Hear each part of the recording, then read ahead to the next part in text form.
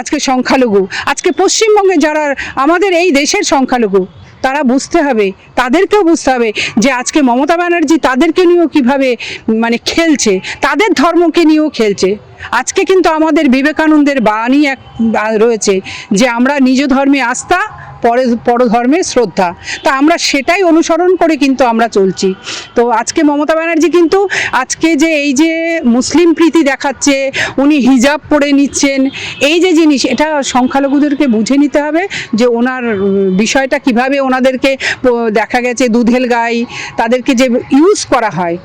তো আমার মনে হয় 2026-এ সংখ্যালঘুরাও বুঝিয়ে দেবেন ওনাকে। এই বাংলার বাঙালি ফুটবল প্রেমী, মানে সত্যি আজকে মেসিকে দেখবার যে একটা সকলের একটা ইমোশন ছিল, সেই ইমোশন নিয়ে খেলা করেছে।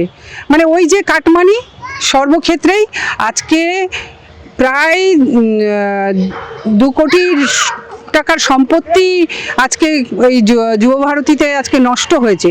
এই যে নষ্ট হলো, এই গুণহারটা কে দেবে, কারা দেবে? এটা আজকে সুজিত বোস, অরূপ বিশ্বাসের মতন নেতারা আজকে তারা সেলফি তুলতে ওখানে ব্যস্ত ছিল, কিন্তু সাধারণ যারা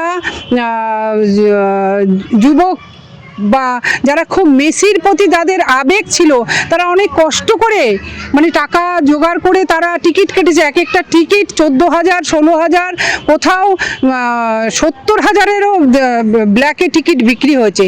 এই যে টাকাগুলো মানে তোলা হয়েছে বলবো, আজকে সেখানে তারা মেসিকে দেখতে পায়নি।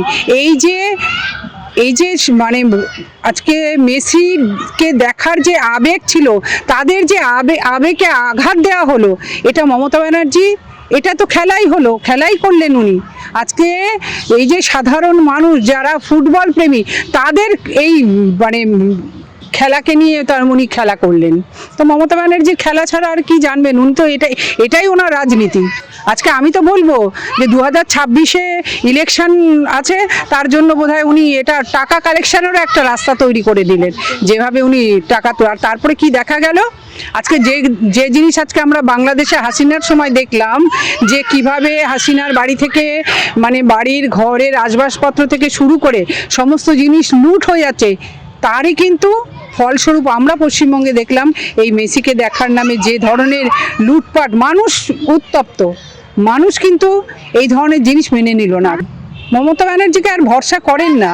এখানে প্রত্যেকটা ক্ষেত্রে কিন্তু আজকে মানে আমরা দেখতে পাচ্ছি যে মানুষ কিন্তু মমতা, শুধুমাত্র সেদিন দেখুন মেসিকে দেখার আবেগ ছিল, এখন মমতা ব্যানার্জির যে এতটা খেলা, মানুষ হয়তো এই জায়গাটায় আবারও ভুল করেছে, তাই হয়তো তারা সেই আবেগে যে এত সেই। কিন্তু আজকেও অন্য জায়গায়ও তো হয়েছে, হায়দ্রাবাদেও হয়েছে, মেসির এসেছে, মেসিকে দেখেছে মানুষ, তাদের কিন্তু সেখানে কিন্তু কোনো রকম এইরকম সমস্যা হয়নি। কিন্তু কেন পশ্চিমবঙ্গে? কিন্তু পশ্চিমবঙ্গে মানুষের বোঝা উচিত এটা পশ্চিমবঙ্গে এটাই হবে। সের কন্যাশ্রী, আজকে স্বাস্থ্যসাথী কাজ হয় কি? আপনারা খোঁজ নিয়ে দেখুন, স্বাস্থ্যসাথী কার্ড কোথাও দিলে ছুঁড়ে ফেলে দেওয়া হয়।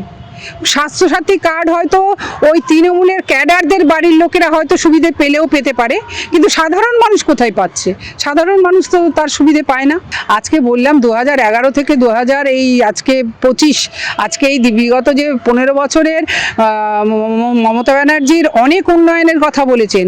আজকে উনি সুপার স্পেশালিস্ট হসপিটাল করবেন বলেছেন, করেওছেন উনি, কিন্তু সেখানে আজকে দেখা যাচ্ছে গরু ছাগল চড়ছে বা কি চলছে। এখন যে কয়েকটি হসপিটাল আছেও, সেখানে আজকে দেখা যাচ্ছে মানে মানুষের দেহের অংশ বিক্রি হয়ে যাচ্ছে।